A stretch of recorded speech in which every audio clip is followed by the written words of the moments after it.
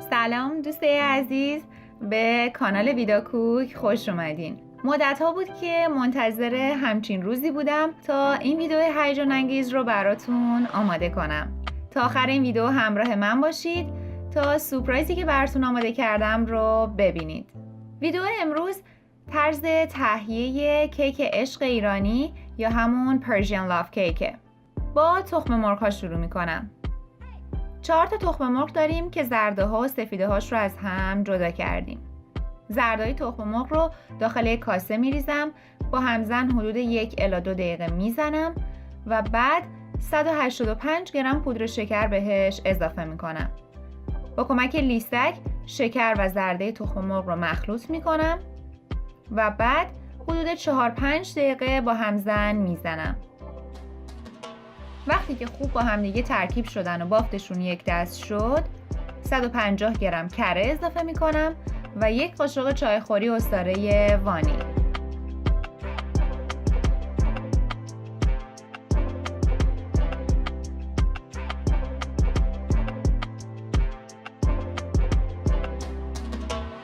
دوباره به هم زدن ادامه میدم تا کاملا با هم ترکیب بشن و بعد 125 گرم ماست یا خامه ترش اضافه میکنم.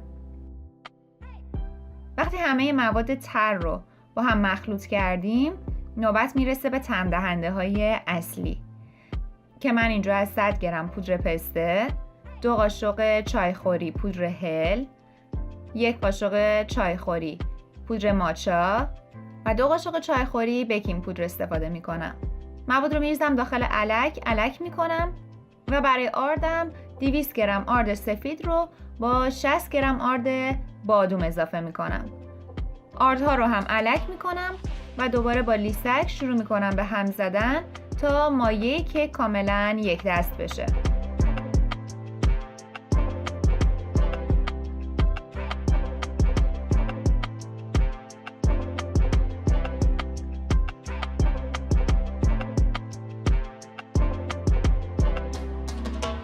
خب الان مایه کیکمون تا حدی آماده است.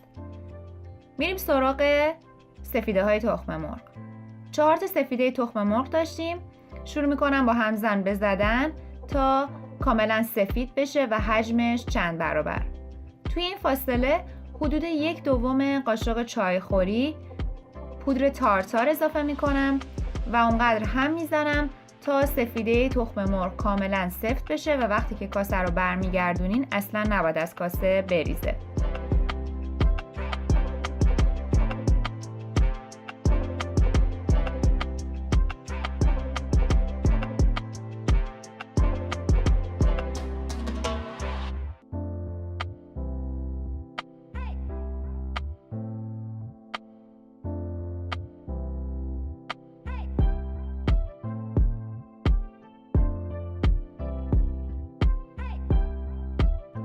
نصف سفیده تخم مرغ رو به مایه کیکم اضافه میکنم و من احساس میکنم که الان این مایه کیک نیاز داره که یک مقداری سبزتر بشه و 1/2 قاشق چایخوری هم پودر ماچا میریزم.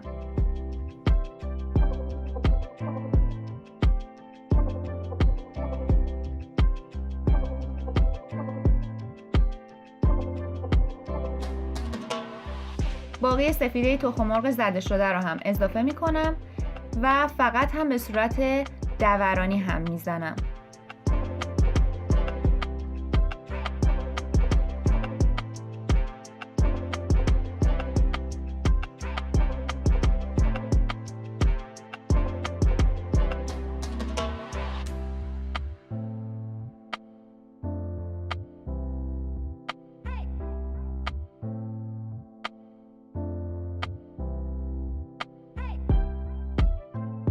حالا یه قالب 20 سانتی انتخاب کردم، کفش رو کاغذ روغنی گذاشتم.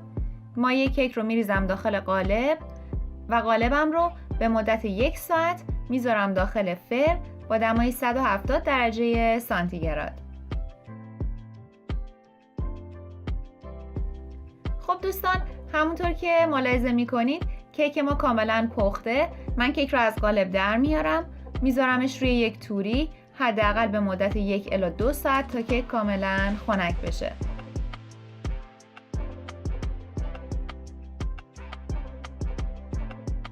برای تزیین کیک از خامه استفاده میکنم.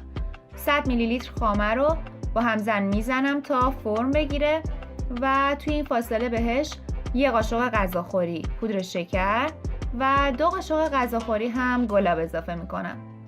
اضافه کردن گلاب باعث میشه که یه عطر و طعم ایرانی به این خامه داده بشه و خیلی خوشمزه ترش میکنه. خامه ما الان آماده است و من میذارمش داخل یخچال. کیکمون هم خنک شده و الان آماده تزیینه.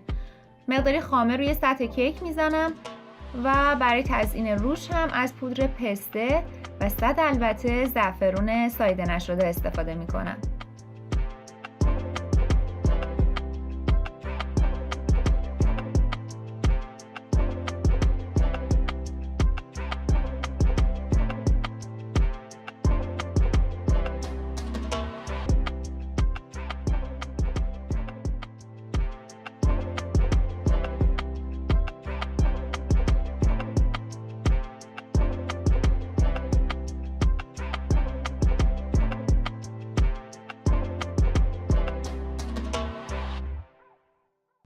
و دیگه کیکم آماده است برای سرو شدن.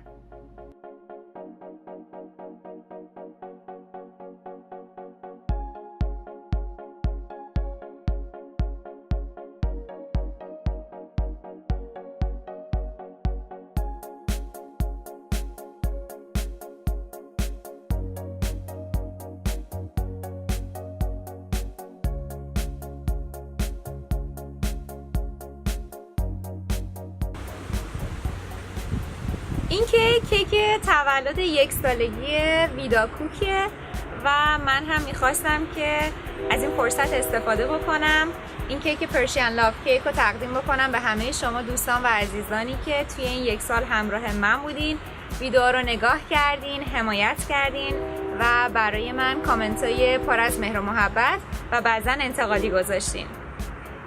در واقع هدف از درست کردن این کانال به اشتراک گذاشتن تجربه های آشپزی خودم با شما دوستان بوده و اینکه به نظر من آشپزی واقعا یک هنره که عشق و علاقه چاشنی اون میشه و هر کسی این کار رو به روش خودش انجام میده.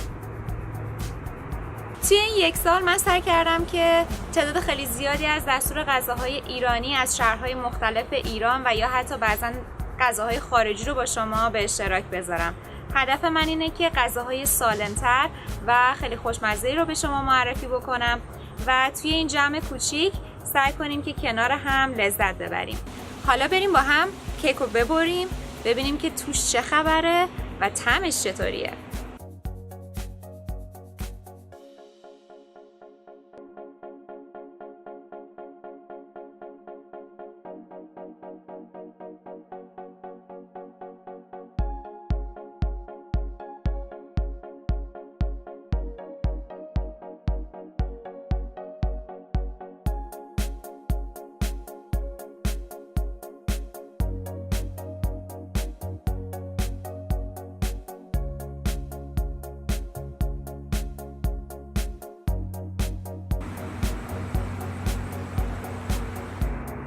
بافتش که فوق‌العاده نرمه.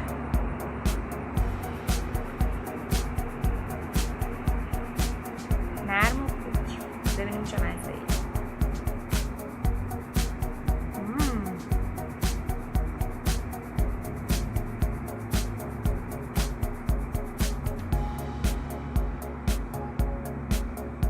واقعا خوشمزه است.